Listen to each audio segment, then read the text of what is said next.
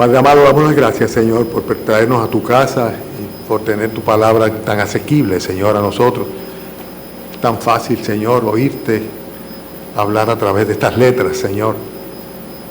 Y tan fácil, Señor, también sentirnos aludidos por ellas, Señor. Padre, permite que podamos, pues, concentrar nuestra atención plenamente en lo que tú tienes para decirnos, Señor. Y en consecuencia, Señor, dirígenos, amonéstanos, corrígenos, exhórtanos, bendícenos, Señor. Te lo pedimos en el nombre de tu Hijo, nuestro amado Señor Jesucristo. Amén. Pueden sentarse, hermanos. Estamos en Colosenses capítulo 1. Ya llevamos unas 5 semanas predicando sobre este capítulo. Es que tiene tanto contenido que no podemos verlo tan superficialmente. Y en este caso en particular vamos a hablar de un asunto que tiene que ver con los cuerpos, ¿verdad? Algunos en Colosas estaban enseñando que Jesucristo era simplemente un ser creado, una criatura más. En consecuencia no era el creador mismo, era un hombre como cualquier otro, solamente que tenía la pretensión de hacerse pasar por Dios. Esto es algo que lo va a refutar claramente pues el apóstol Pablo a través de su epístola. Pablo presenta a Jesucristo como Dios primeramente. Ustedes recuerdan el mensaje que decía, Él es la imagen del Dios invisible, hablando de Jesucristo como Dios mismo, y es la manifestación que tenemos del Padre. El mismo Cristo lo confirmó cuando decía, yo y el Padre uno somos. El que me ha visto a mí, ha visto al Padre. También vimos en otro sermón la condición de Jesucristo como creador. Esto fue la semana pasada, cuando dice en el versículo 17 de Colosenses capítulo 1, Él es antes de todas las cosas en Él subsisten, y Él es la cabeza del cuerpo, que es la iglesia. Versículo 20, versículo 19, cuando dice, por cuanto agradó al Padre que en Él habitase toda plenitud, ¿verdad? Entonces hoy vamos a ver lo que tiene que ver fundamentalmente con Jesucristo como cabeza, y en este caso en particular, cuando habla de Jesucristo como cabeza de la iglesia, comienza a hablar de la condición de lo que podríamos llamar el cuerpo de nuestro Señor Jesucristo. Es una época en la que estamos viviendo nosotros, en que se exalta, se cultiva el físico del cuerpo. Se pone mucho énfasis en el ejercicio, en la buena salud, en las formas del cuerpo. Eso ha traído como consecuencia también que la cirugía estética tenga un boom enorme, y las personas no tienen ningún prurito o temor para someterse a cirugías innecesarias simplemente para lucir mejor, para que su cuerpo se vea conforme a los patrones de la época del mundo. Esto es lo que estamos viviendo hoy día. Sin embargo, es interesante el hecho de que para fines del Señor, para fines de la palabra de Dios, el ejercicio corporal y el culto al cuerpo no tiene mucha importancia. Primera de Timoteo capítulo 4 dice el versículo 7, Pablo a Timoteo, ejercítate para la piedad, porque el ejercicio corporal para poco es provechoso, pero la piedad para todo aprovecha, pues tiene promesa de esta vida presente y de la porvenir. Le está diciendo Pablo a Timoteo, ejercítate en la piedad. A alguien que tenía una ascendencia griega, donde los griegos ponían también mucho énfasis en el culto al cuerpo, el ejercicio, etcétera. Pero sin embargo, Pablo le dice, esto no es importante, para poco es provechoso. Pero sin embargo, de lo que vamos a hablar hoy es de un asunto de cuerpo, completamente. En primer lugar, vamos a hablar del cuerpo de carne de nuestro Señor Jesucristo, porque eso es lo que dice el texto en los versículos 21 y 22. Pero vamos a hacer la lectura desde el versículo 18. Si tienen Colosenses capítulo 1 y van al versículo 18, podemos a partir de ahí comenzar con la enseñanza de esta mañana. Un asunto de cuerpos. Dice el versículo 18, Colosenses 1, 18. Él es la cabeza del cuerpo, que es la iglesia, el que es el principio, el primogénito de entre los muertos, para que en todo tenga la preeminencia. Por cuanto agradó al Padre que en Él habitase toda plenitud, y por medio de Él reconciliar consigo todas las cosas, así las que están en la tierra como las que están en los cielos, haciendo la paz mediante la sangre de su cruz. Y a vosotros también, que erais en otro tiempo extraños y enemigos en vuestra mente, haciendo malas obras, ahora os ha reconciliado en su cuerpo de carne por medio de la muerte, para presentaros santos y sin mancha, irreprensibles delante de Él, si en verdad permanecéis fundados y firmes en la fe, y sin moveros de la esperanza del Evangelio que habéis oído, el cual se predica en toda la creación que está debajo del cielo, del cual yo, Pablo, fui hecho ministro. Me van a excusar un momentito, pero voy a tratar de lubricar la garganta, porque cuando me paro aquí no sé qué pasa, que siempre tengo ahí una garrapela. Gracias, hermano, por su condescendencia. Y lo que distrae eso, cuando uno siente que los oídos se le tapan y la garganta se le pone pesada para hablar, eso desconcentra completamente. Bien, excúseme la interrupción y vamos entonces a entrar en el desarrollo de esta enseñanza. Fíjense que lo primero que habla aquí es del cuerpo del Señor Jesucristo, ¿verdad? Y en el versículo 21 y 22 dice muy claramente eso, cuando dice: a vosotros que también erais en otro tiempo extraños y enemigos en vuestra carne, haciendo malas obras, ahora os ha reconciliado en su cuerpo. ¿Qué dice? En su cuerpo de carne. El cuerpo de carne de nuestro Señor Jesucristo. La naturaleza del cuerpo de nuestro Señor Jesucristo era plenamente humano. La Biblia enseña claramente que agradó al Padre que en Él habitase toda plenitud. Nosotros lo vimos en el versículo 19, cuando dice: agradó al Padre que en Él habitase toda plenitud. Y cuando habla de plenitud está diciendo de que Cristo era plenamente humano. No era un espíritu, ni mucho menos, no era alguien que se encarnó circunstancialmente, sino no era una aparición. Cristo era un ser humano igualito que nosotros, consecuentemente un digno redentor de la raza humana, que está completamente condenada por causa del pecado. La Escritura lo confirma también en Gálatas capítulo 4, cuando dice el apóstol Pablo a los Gálatas que cuando vino el tiempo, el cumplimiento del tiempo, Dios envió a su Hijo, y dice nacido de mujer y nacido bajo la ley. El énfasis está en el nacido de mujer ahora mismo. O sea, Cristo se encarnó de María por obra del Espíritu Santo, sin la necesidad de que hubiese un padre humano. O sea, simplemente Dios concibió a Jesucristo en el vientre de María, y consecuentemente cuando nació nuestro Señor Jesucristo, lo que nació fue un ser humano, sin lugar a dudas de ello.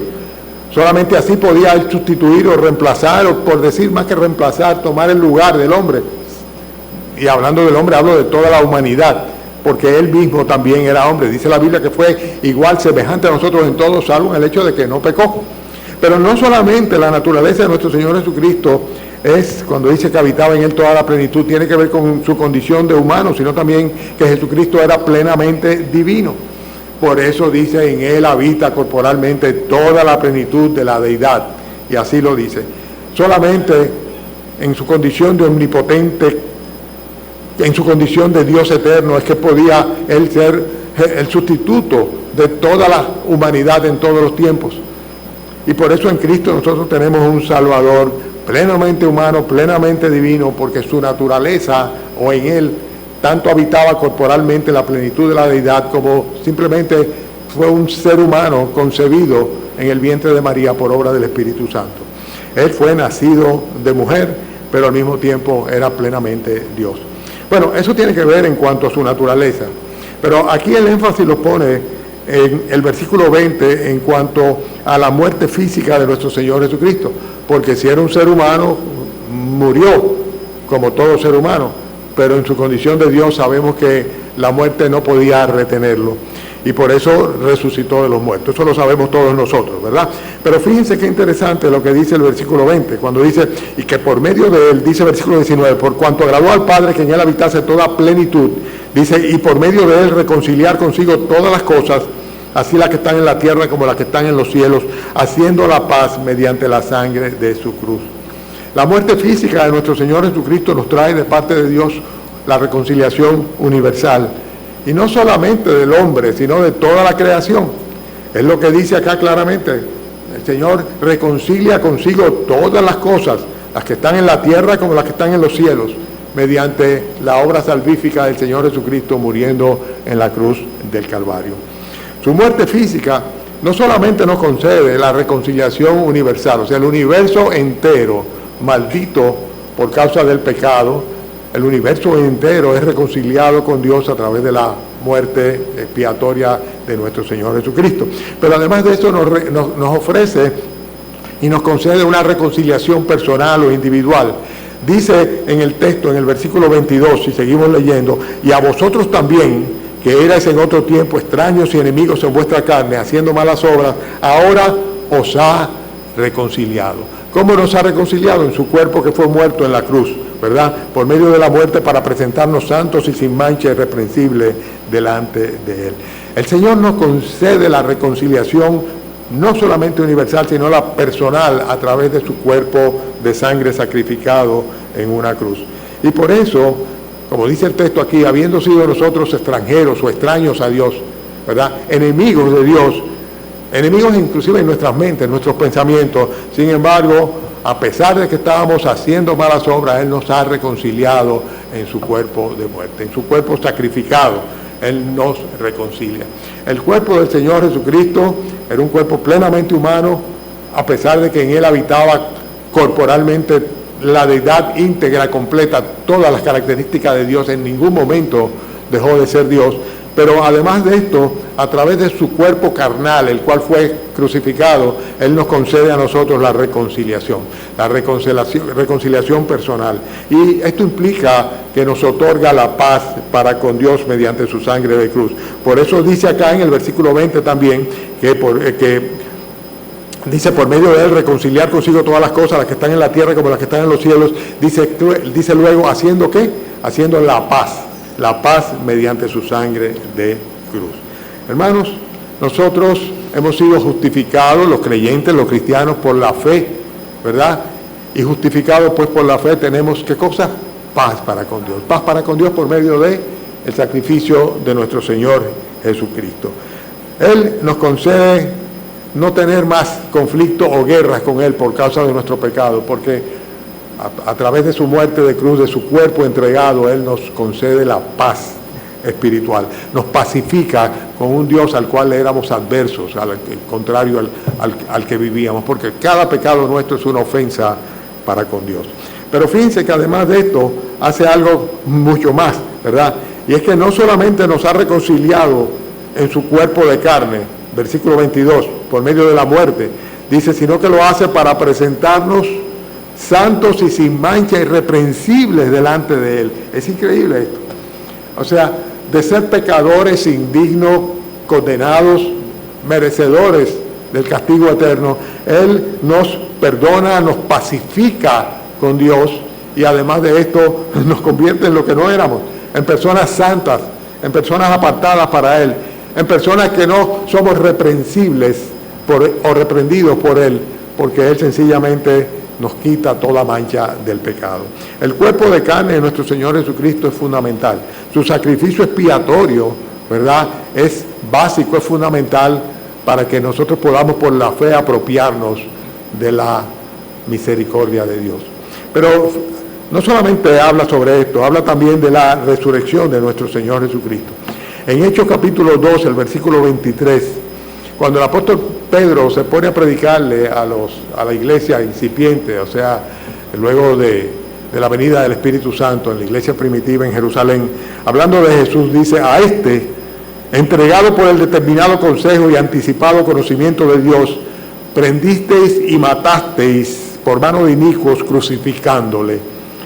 Y dice luego, versículo 24, al cual Dios levantó, sueltos los dolores de la muerte, por cuanto era imposible que fuese retenido por ellos. La resurrección de nuestro Señor Jesucristo era una consecuencia de su divinidad. O sea, la muerte no podía retenerlo. Por el contrario, Él habría de vencer la muerte porque era plenamente Dios. Pero aquí la Biblia lo menciona en el versículo 18 de Colosenses como el primogénito de los muertos. Dice, Él es la cabeza del cuerpo, que es la iglesia, el que es en el principio el primogénito de entre los muertos. Y ya habíamos la semana pasada hablado, indicado el término primogénito, qué tipo llamemos de interpretación podíamos darle este término. Y tenía que ver con la principalía o el primer lugar que tenía, tanto en términos de lo que veíamos la semana pasada cuando hablábamos del versículo 15, que Cristo es la imagen del Dios invisible y el primogénito de la creación, y decíamos que no se trata de que el Señor Jesucristo fuera el primero creado, sino el principal, ¿verdad? El que tiene primacía en cuanto a la creación. Pero aquí en este caso, cuando habla de primogénito de los muertos, está hablando sin lugar a duda de que es el primero y también el único que ha experimentado la resurrección, de los muertos que han experimentado la resurrección.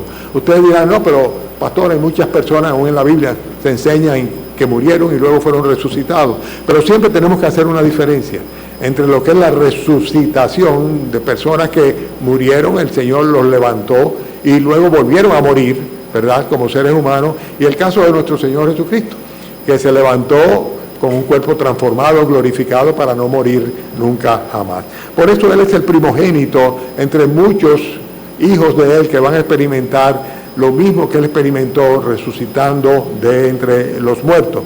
Es lo que dice el versículo 18. Dice, Él es la cabeza del cuerpo, que es la iglesia, el que es el principio, el primogénito entre los muertos, para que en todo tenga la preeminencia, para que en todo tenga el lugar preponderante, el lugar principal, aún entre los resucitados por medio de la fe. Bien, en este sentido, nosotros tenemos que recordar siempre que Él nos antecede en algo que nos va a suceder a nosotros, que es la resurrección de nuestros cuerpos. En estos días pasados conversaba con alguien sobre esto y decía que va a haber resurrección, lo dice la Biblia, de justos y de injustos, solamente que van a ser en diferentes tiempos y para diferentes destinos. Los injustos serán levantados del polvo también para ser echados en el lago que arde con fuego y azufre, que es la muerte segunda.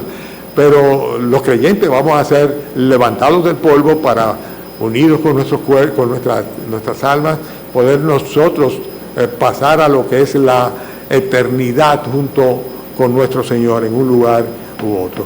Fíjense cómo lo dice claramente 1 Corintios capítulo 15, lo voy a citar para que no tengan que buscarlo.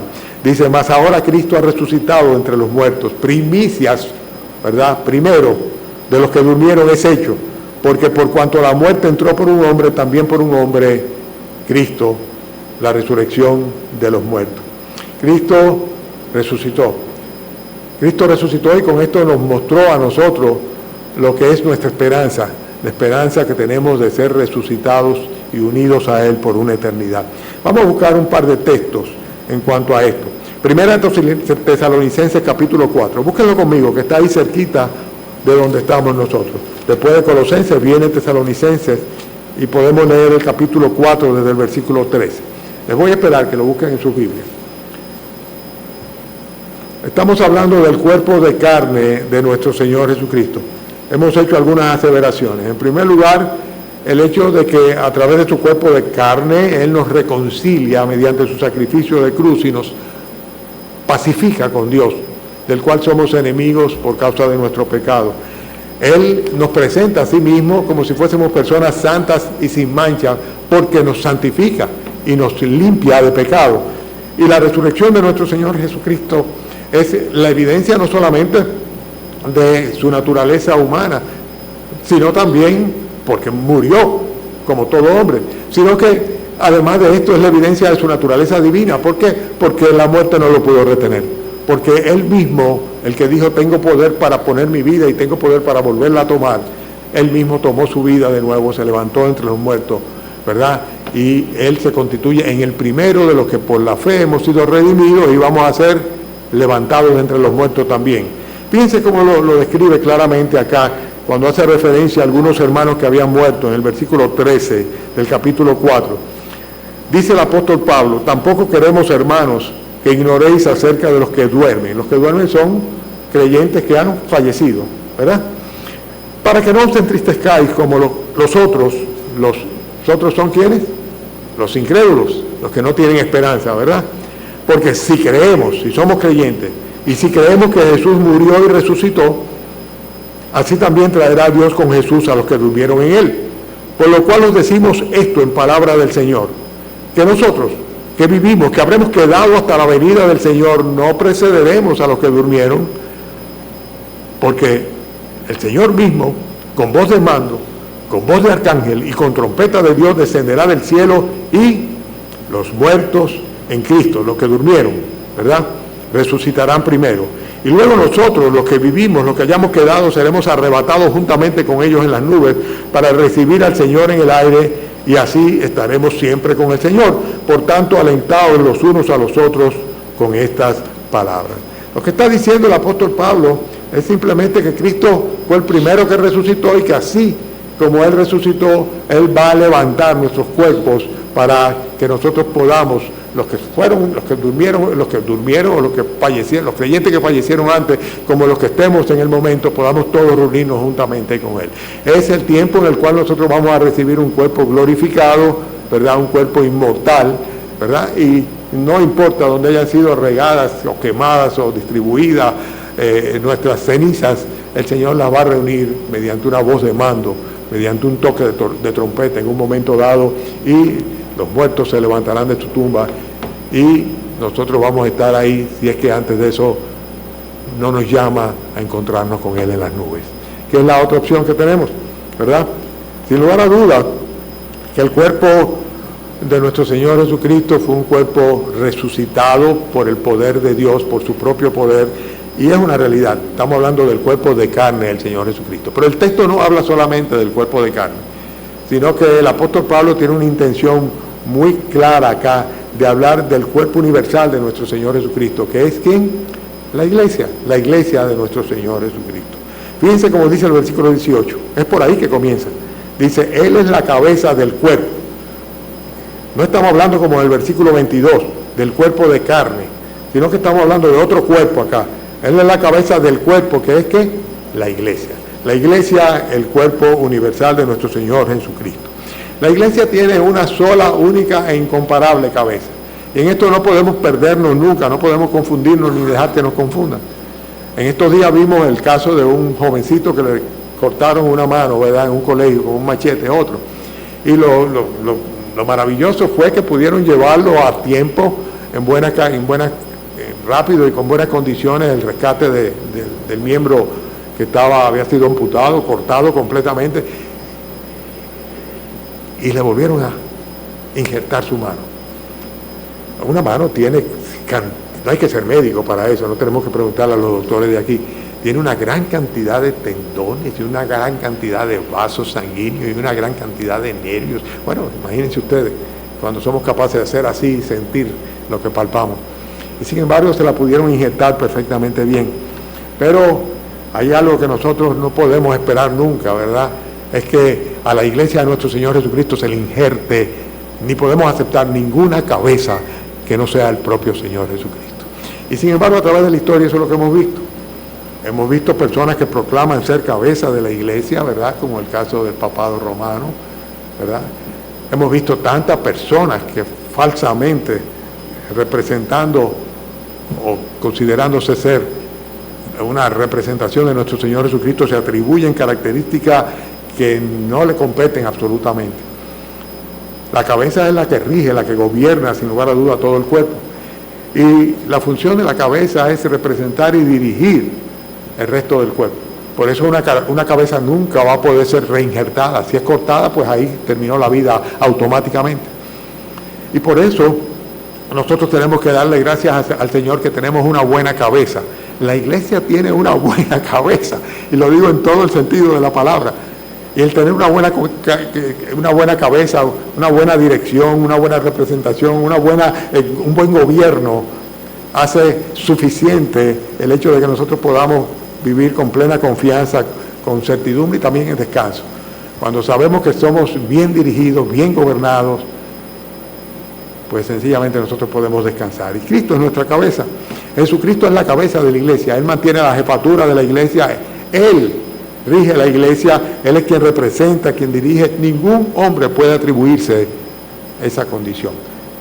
La condición de ser cabeza de la iglesia, aunque le llamen de la iglesia mística o de como le quieran llamar, Cristo es absoluta y totalmente la cabeza de la iglesia. En estos días, caminando con un compañero, pues me preguntaba, él es inconverso, y me preguntaba sobre el gobierno de esta iglesia local. Y yo le decía, nuestra iglesia la gobierna el Señor Jesucristo. Pero dice, pero ustedes no están reunidos en grupos y tienen una jerarquía. Digo yo, no hace falta, tenemos la palabra del Señor, ¿verdad? Y nos guardamos de seguir las ordenanzas de quien es la cabeza de la iglesia, que es nuestro Señor Jesucristo. Pero no se asocian, dice, bueno, sí, podemos tener, sin lugar a duda, comunión, asociación con otras congregaciones con quien practicamos la misma fe, ¿verdad? Con quien tenemos la misma fe, pero no hay un gobierno central. El gobierno lo tiene Jesucristo. Y cuando nos apartamos de lo que dice la palabra de Dios, estamos andando por nuestra propia cuenta y nos convertimos en una secta, ¿verdad? Y dejamos de ser una iglesia de nuestro Señor Jesucristo. La iglesia tiene una sola, única, incomparable cabeza. La iglesia, por otro lado, es un cuerpo. Lo dice acá, de su cuerpo que es la iglesia. Un cuerpo que es un cuerpo universal. Un cuerpo universal regido o regado, mejor dicho, por todo el mundo, por todas las naciones, a través de todos los tiempos. Efesios habla sobre esto claramente cuando en los versículos 22 y 23 del capítulo 1 dice el apóstol Pablo que Dios sometió todas las cosas bajo los pies de nuestro Señor Jesucristo y los dio por cabeza a la iglesia, la cual es su cuerpo y la plenitud de aquel que lo llena todo en todo. O sea, Jesucristo es más que suficiente. No necesitamos otro gobierno, ¿verdad? Y aún las personas que están puestas en autoridad dentro de las iglesias locales tienen que estar bajo la jerarquía absoluta y total de nuestro Señor Jesucristo. Y para esto deben mantenerse andando por el librito, y este es el librito, la palabra del Señor. Los que se congregan en iglesias locales se llaman, sin lugar a duda, iglesias, ¿verdad? Pero son iglesias, entre tanto, se guíen de lo que Jesucristo ordena. Hoy día, por desgracia, hay tantos grupos que se autodenominan iglesias, ¿verdad?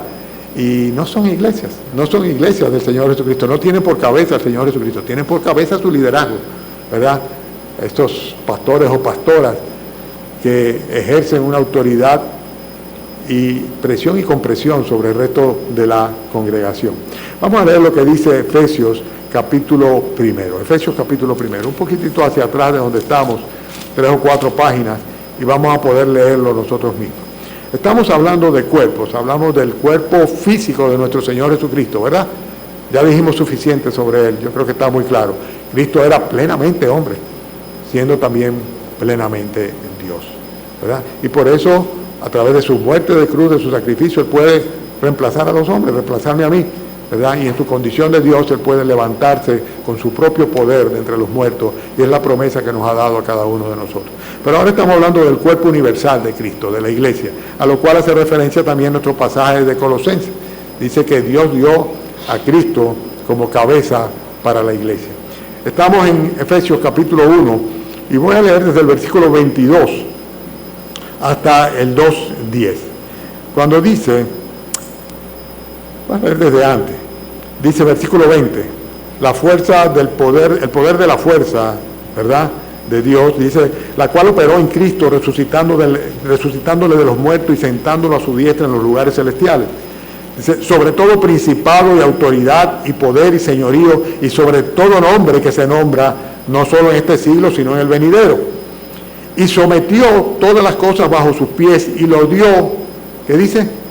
Por cabeza sobre todas las cosas a la iglesia, la cual es su cuerpo, la plenitud de aquel que todo lo llena en todo. Y Él os dio vida a vosotros cuando estabais muertos en vuestros delitos y pecados, en los cuales anduvisteis en otro tiempo, siguiendo la corriente de este mundo, conforme al príncipe de la potestad del aire, Satanás, el espíritu que ahora opera en los hijos de desobediencia, entre los cuales también todos nosotros vivimos en otro tiempo en los deseos de nuestra carne, haciendo la voluntad de la carne y de los pensamientos, y éramos por naturaleza hijos de ira, lo mismo que los demás.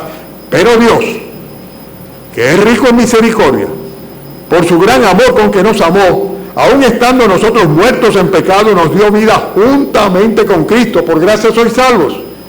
Y juntamente con Él nos resucitó y asimismo nos hizo sentar en los lugares celestiales con Cristo, para mostrar en los siglos venideros las abundantes riquezas de su gracia en su bondad para con nosotros, porque por gracia sois salvos, por medio de la fe. Y esto no de vosotros, pues es don de Dios, no por obras, para que nadie se gloríe, porque somos hechura suya, creados en Cristo Jesús para buenas obras, las cuales Dios preparó de antemano para que anduviésemos en ellas.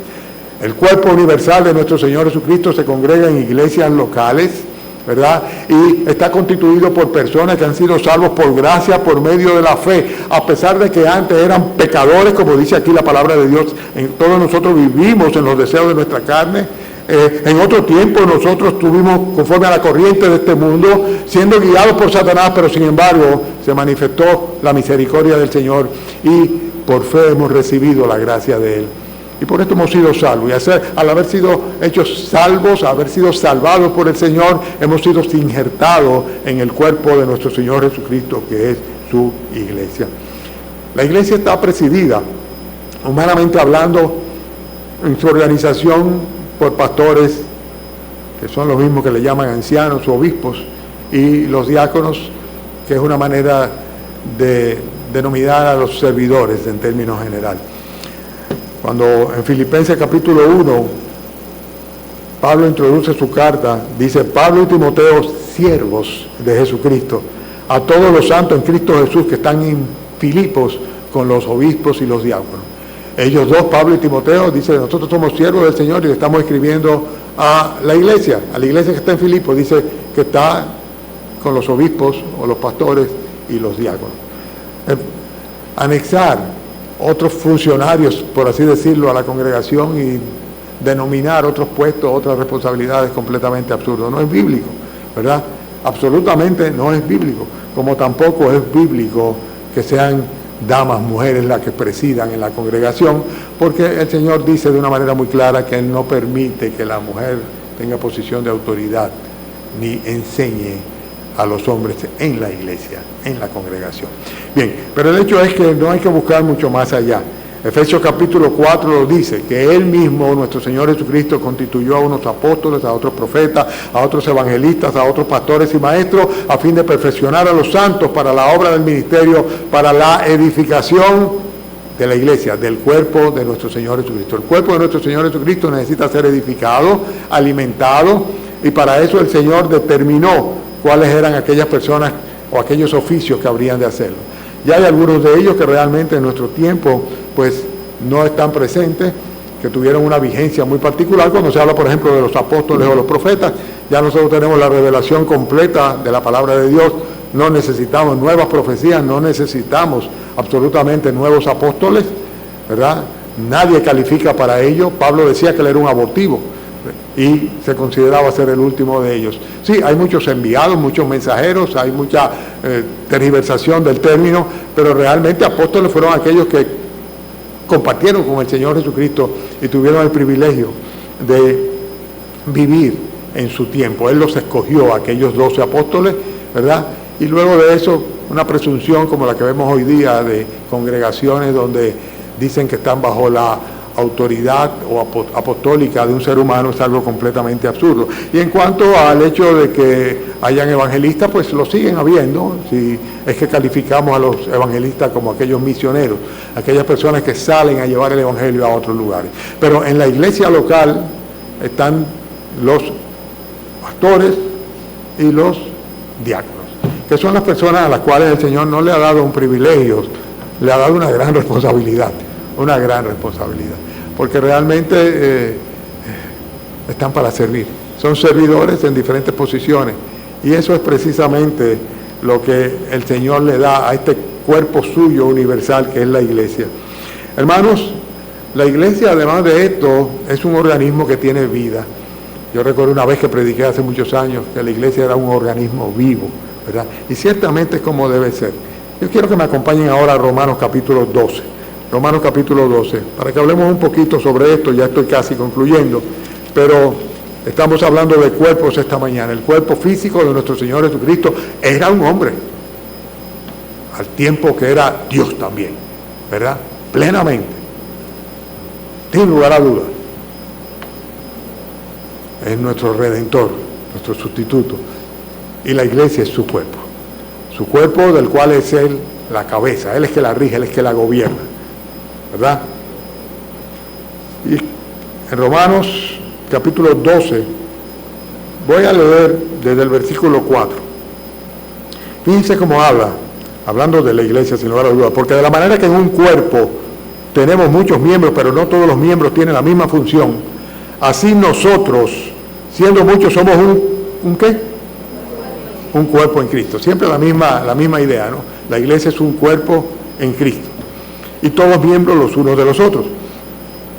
De manera que teniendo diferentes dones según la gracia que nos es dada, si el de profecía, úsese conforme a la medida de la fe, el de servicio en servir, el que enseña en la enseñanza, el que exhorta en la exhortación, el que reparte con liberalidad, el que preside con solicitud, el que hace misericordia, con alegría. El amor sea sin fingimiento, aborreced lo malo, seguid lo bueno, amaos los unos a los otros con amor fraternal, en cuanto a honra, prefiriéndoos los unos a los otros. Está hablando de un cuerpo. Y sigue desarrollando, dice, en lo que requiere diligencia, no perezoso, sino ferviente en espíritu, sirviendo al Señor. O sea, describe claramente la iglesia como un cuerpo en el cual tenemos diferentes funciones y cada uno es importante.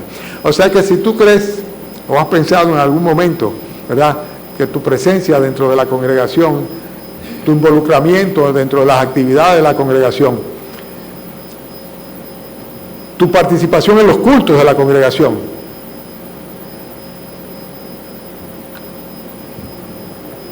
en las alabanzas de la congregación, en la adoración de la congregación, no es importante, estás equivocada.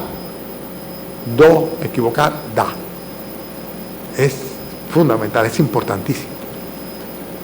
Porque es que lo desarrolla claramente. Alguien dirá, porque no soy mano, no soy del cuerpo, o se puede vivir sin la cabeza, o se puede vivir sin el brazo, Todos somos importantes en la iglesia. Por todos nosotros Cristo murió. Y la iglesia es un organismo vivo necesariamente. Cada miembro es importante. Vosotros sois el cuerpo de Cristo y cada uno un miembro en particular. No puede decir la mano al pie que no te necesito, etcétera, etcétera. No voy a desarrollar ni voy a leer más textos porque ustedes yo sé que lo conocen. Pero hay dos preguntas que debemos formularnos. En primer lugar, ¿fuimos salvos por gracia por medio de la fe? Eso se constituyó en la manifestación del don de la salvación, de la gracia de Dios en nosotros. Porque lo leíamos en Efesios hace un ratito. La iglesia está compuesta de personas salvas, no de visitantes ocasionales, sino de personas que han sido salvas, que han nacido de nuevo, que han experimentado la gracia del Señor, que han hecho las paces para con Dios, que no son enemigos y que han sido incluidos por Dios dentro de su cuerpo, el cuerpo de Cristo, la iglesia, el cuerpo universal de nuestro Señor Jesucristo. Y si no es así, no importa que seas parte de una congregación, no eres parte del cuerpo de Cristo, de la iglesia. Y la segunda pregunta, como es natural, es si lo eres, ¿estás ejerciendo realmente tu función dentro del cuerpo de nuestro Señor Jesucristo?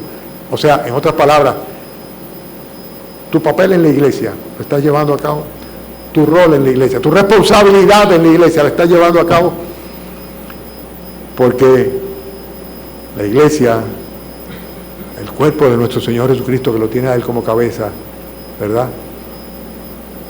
Dice la Biblia que este cuerpo tiene muchos miembros y cada miembro tiene una función.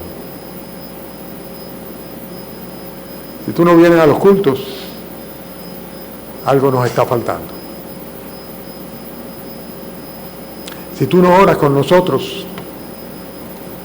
algo nos está faltando. Si tú no compartes tu fe, algo nos está faltando. O sea, el cuerpo de nuestro Señor Jesucristo no está armónicamente trabajando para la gloria de Él, creciendo para la gloria de Él, multiplicando su gracia.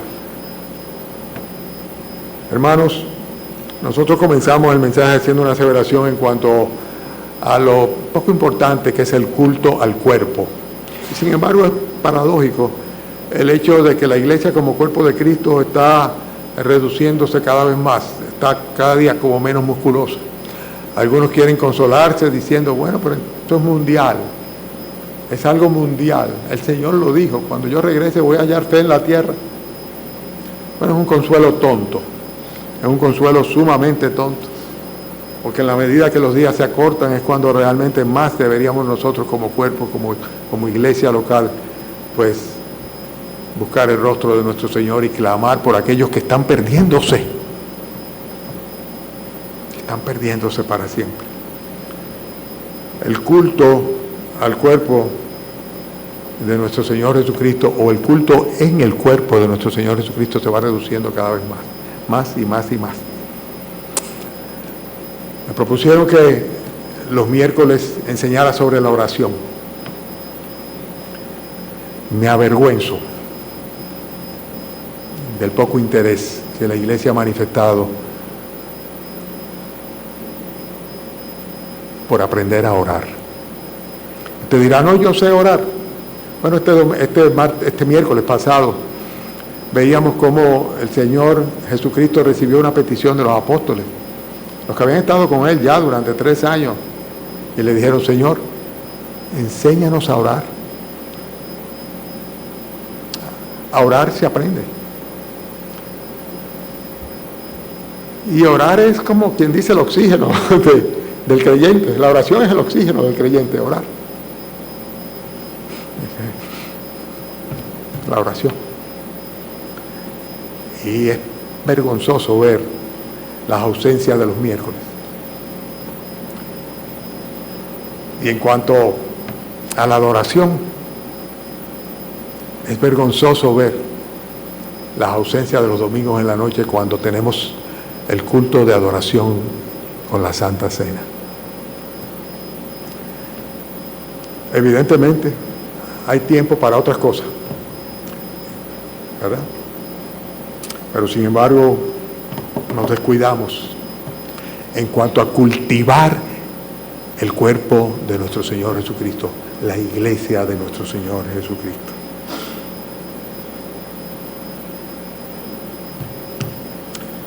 Los que son de la carne piensan en las cosas de la carne,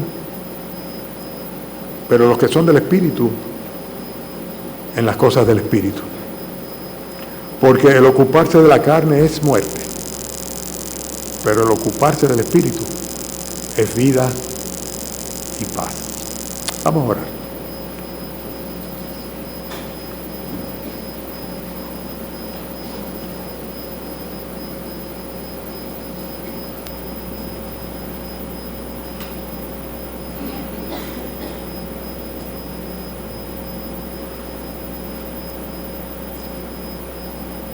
Padre amado, pedimos perdón, Señor, por nuestra indiferencia y apatía, por la manera, Señor, como nos hemos ido acomodando y alineando y excusando, cuando para otras cosas sí tenemos tiempo, Señor. Cuando otras cosas sí ocupan nuestras mentes y nuestros corazones, cuando otras cosas sí son nuestra prioridad. Y cuando menospreciamos, Señor, el honor y el privilegio que nos da de habernos hecho parte de tu cuerpo místico, de tu cuerpo espiritual, Señor, de tu iglesia. Oh Señor, es como si menospreciáramos también tu muerte de cruz, tu sacrificio para redimirnos, para hacernos las paces, Señor, para salvar nuestras almas, para incluirnos en tu reino, en tu iglesia, en tu cuerpo. Oh Padre, no es así, Señor, lo apreciamos. Es solo, Señor, que muchas veces, Padre, pues perdemos las perspectivas, Señor. Oh Padre, los hermanos en Colosa estaban siendo confundidos, Señor, tratando de desvirtuar la humanidad y la divinidad de nuestro Señor Jesucristo. Y nosotros muchas veces, Señor, perdemos también la perspectiva y desvirtuamos, Señor, lo que tiene que ver con tu obra por nosotros y lo que hemos hecho por ti, lo que tú has hecho por nosotros, Señor. En consecuencia, lo que te debemos a ti, Señor. Ruego, Padre bendito, para que tú nos perdones, Señor. Nos lleves de nuevo, Señor, a la sincera devoción y adoración a ti, Señor. Nos ayude, Señor, a reorganizar nuestras mentes, nuestros pensamientos, nuestros horarios, nuestras devociones, Señor, nuestras prioridades. Y nos conceda, Señor, como cuerpo tuyo que somos, ser guiados por tu palabra. Darte el lugar que te corresponde como cabeza de nuestras vidas, de tu iglesia, Señor. Y, Señor, si cabe el término, sacar lo tuyo aparte, Señor, porque tendemos a darle al César lo que te corresponde, Señor. Perdónanos, Señor, ayúdanos, Padre, a cambiar y bendícenos, Señor. Apelamos a tu misericordia, Señor, y a tu gracia que no termina nunca, Señor. En el nombre de Jesús. Amén.